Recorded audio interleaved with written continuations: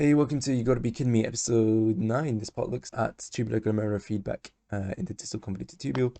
So, just to orientate you, you have your glomerulus and your Bowman's capsule, and proximal convoluted tubule, straight tubule, loop of Henle, and then a thick ascending limb.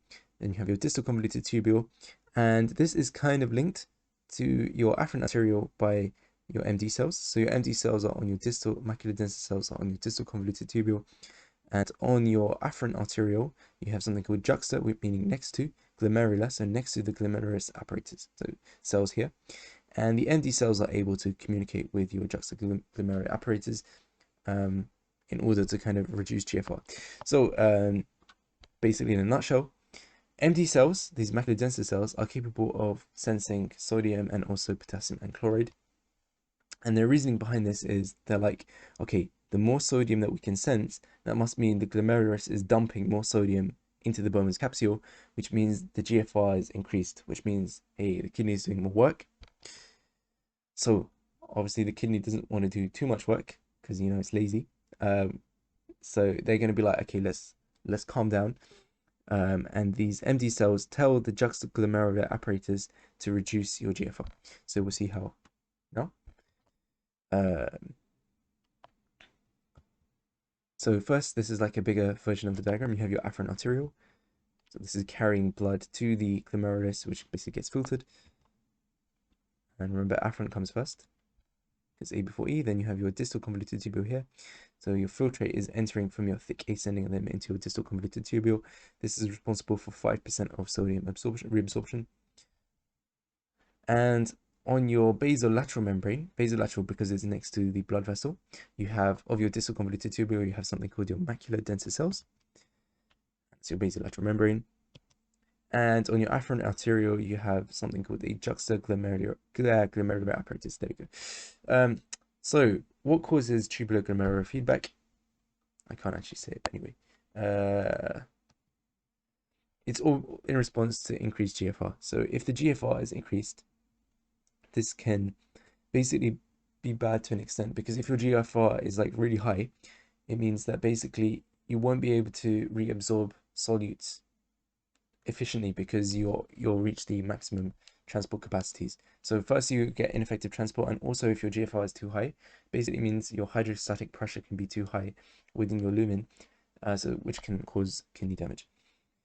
So one way of sensing if GFR is increased, there's another way as well, but one way of sensing this is through your macular denser cells, which line your distal convoluted tubule.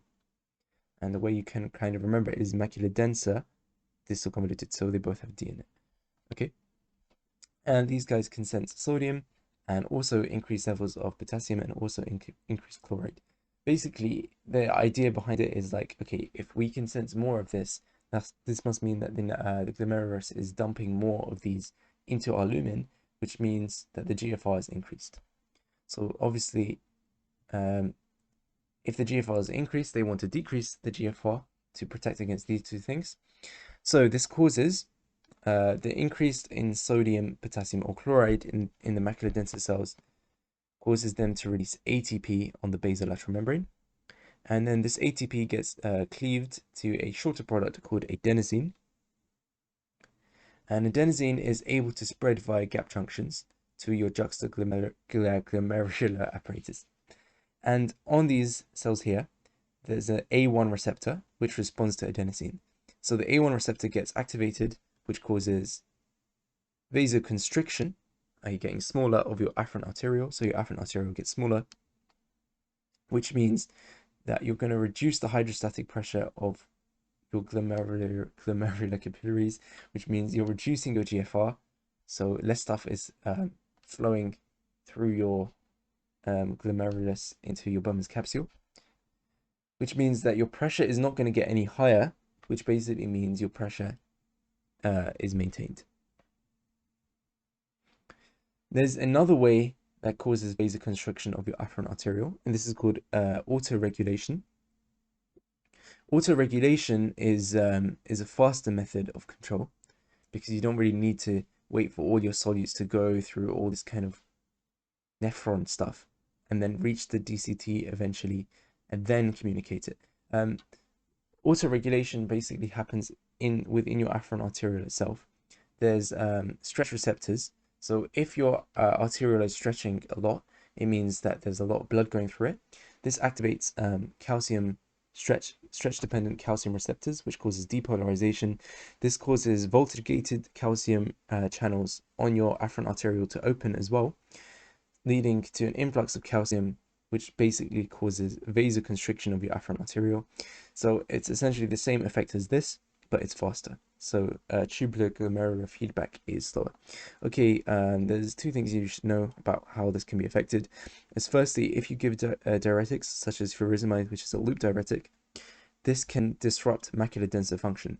So if GFR increases, but then you're on a diuretic, your MD cells won't be able to communicate this with your JGA cells, which means your afferent arteriole won't constrict, which means your GFR won't decrease. So this basically means your kidney will be filtering more stuff per given time, which basically means that if you give furosemide, it might actually increase diuresis further, because you're filtering more stuff essentially. So more sodium then can be lost, and more water is lost as well.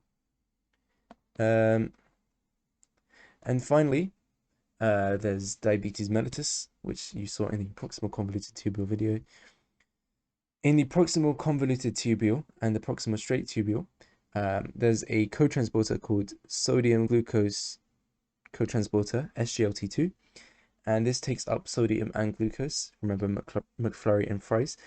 And basically in diabetes mellitus, you have a lot more glucose in your filtrate, in your blood, so in your filtrate, which means that you have a lot more, basically a lot of higher activity of this, because if you're taking up more glucose, you're also going to take up more sodium via this transporter, which means by the time your filtrate gets to your distal convoluted tubule, a lot of the sodium has already been reabsorbed because of this transporter working over time, which means less sodium reaches the MD cells, which means the MD cells, if the GFR increases, the MD cells won't be able to sense this, so therefore they won't be able to decrease GFR kind of as negative feedback. This can cause renal damage in diabetes mellitus.